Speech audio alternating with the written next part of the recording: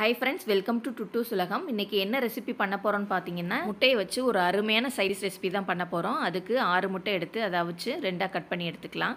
First stove on பண்ணி கடாயை அடுப்புல வச்சிட்டு அதுல 2 டேபிள்ஸ்பூன் அளவு எண்ணெய் விட்டுக்கலாம். எண்ணெய் நல்லா சூடாயிருச்சு. இதுல ஒரு 1/4 டீஸ்பூன் மஞ்சள் தூள், 1/4 டீஸ்பூன் உப்பு ஆட் பண்ணி நல்லா மிக்ஸ் பண்ணி விட்டுக்கலாம்.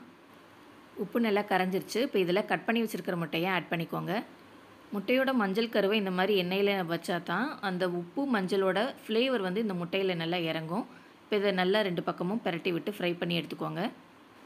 முட்டையோட மஞ்சள் கரு வெளியில் வராத அளவு நல்லா ஜென்டிலாக இந்த மாதிரி பிரட்டி விட்டுக்கோங்க.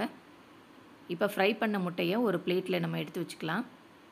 இந்த எக்கை ஃப்ரை பண்ண ஆயிலே தான் நம்ம திரும்ப யூஸ் பண்ண போகிறோம். இப்போ அந்த ஆயிலேயும் ஒரு 2 பச்சை மிளகாயை கீறி விட்டு போட்டுக்கோங்க.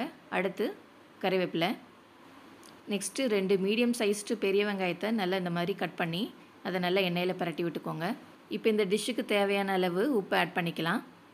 அடுத்து ஒரு 1/2 டீஸ்பூன் இஞ்சி பூண்டு பேஸ்ட் ஆட் பண்ணி இந்த பச்சை வாசனை போகிற அளவு நல்லா வதக்கி எடுத்துக்கோங்க. நெக்ஸ்ட்டு ஒரு தக்காளி கட் பண்ணி எடுத்துகிட்டு அதையும் ஆட் பண்ணிக்கோங்க. இப்போ இந்த வெங்காயம் தக்காளி எல்லாம் நல்லா மசிய வதக்கி எடுத்துக்கலாம். இப்போ இதில் ஒரு 1/2 டீஸ்பூன் மிளகாய்த்தூள், 1/2 டீஸ்பூன் சீரகத்தூள், 1/2 டீஸ்பூன் மிளகுத்தூள் ஆட் பண்ணிக்கலாம்.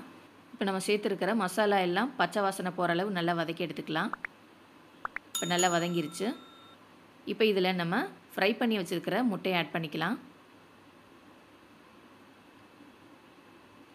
இப்போ இந்த மாதிரி வதக்கும் போது கொஞ்சம் கேர்ஃபுல்லாக இந்த வெங்காயம் தக்காளி இந்த முட்டையில் நல்லா ஸ்ப்ரெட் ஆகிற அளவு வதக்கி விட்டுக்கோங்க.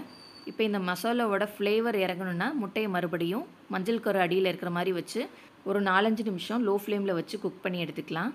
ஃபைனலாக நமக்கு எக் பெப்பர் ஃப்ரை சூப்பராக ரெடி ஆயிடுச்சு. ரசம் சாதத்துக்கு முட்டை மேலே இந்த வெங்காயத்தொக்கு எடுத்து வச்சு சாப்பிட்டா சூப்பராக இருக்கும். இந்த ரெசிபி பிடிச்சதுன்னா TuTusulagam சேனலை லைக் பண்ணுங்கள், சப்ஸ்கிரைப் பண்ணிவிட்டு பக்கத்தில் இருக்க பெல் பட்டனை கிளிக் பண்ணுங்கள். தேங்க்யூ.